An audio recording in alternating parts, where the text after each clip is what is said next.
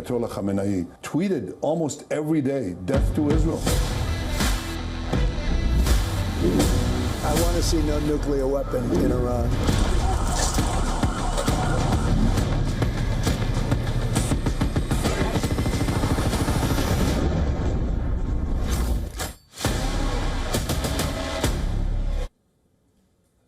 Iran and Israel are locked into an aerial warfare with diplomatic stalemate and tensions showing no signs of easing, at least at this point.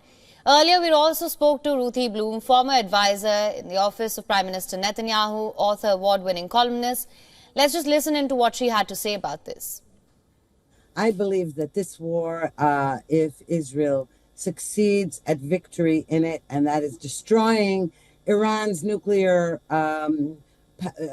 facilities and intercontinental ballistic missiles, and its ability to fire on Israel and ability to fund and train terrorists all over the globe, will lead to peace, not an escalation of war, as we saw in President Trump's first term when he brokered the Abraham Accords, that were a direct result of Prime Minister Netanyahu's opposition to the nuclear deal that Obama signed in 2015. Okay, so first of all, the war between Israel and Gaza, in other words, Hamas in Gaza, Hamas is an Iranian proxy, as are the Houthis in Yemen and militias in Iraq and Hezbollah in Lebanon. How I see this improving is the gloom and doom is immediate, right? War is terrible and people get killed, although I have to say the casualties have been very minimal since Israel launched this operation, mainly targeting military officials, though Iran has been targeting Israeli civilians.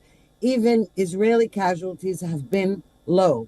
And what I mean is the forecast is when you rid the world of this pernicious actor and its terrorist tentacles all over the globe, you have a chance for flourishing economies, including in Iran. That's what I meant about a forecast that's optimistic. As we saw, and what I meant by the Abraham Accords, why they were the direct result of Netanyahu's opposition to the Iran deal, was that when he spoke to the joint session of Congress in 2015 and appealed to the Americans not to sign that deal, in the end they did.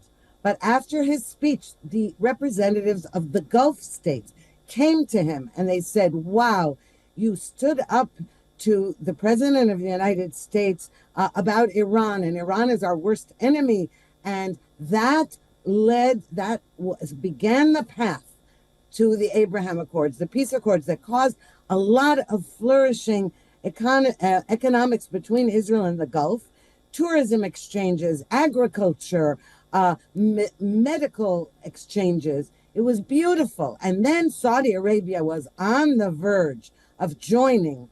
And that's when Hamas launched its October 7th massacre to prevent peace, you see. So I believe that this kind of war is a war to end this pernicious force in the world, not to perpetuate.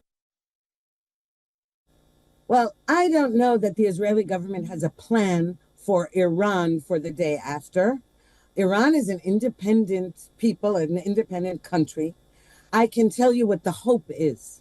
The hope is that once the mullahs are completely weakened, once the regime is completely decimated, that the Iranian people who have been trying to take to the streets for years and being gunned down every time they do so, that this will free them up from the fear that if they do that and if they start to find a replacement, that the fear of being tortured in prison or shot down by the besieged militias, I think that the day after will be up to the Iranian people. But knowing how the Iranian culture, I trust them to build a better society afterwards. It's one they want.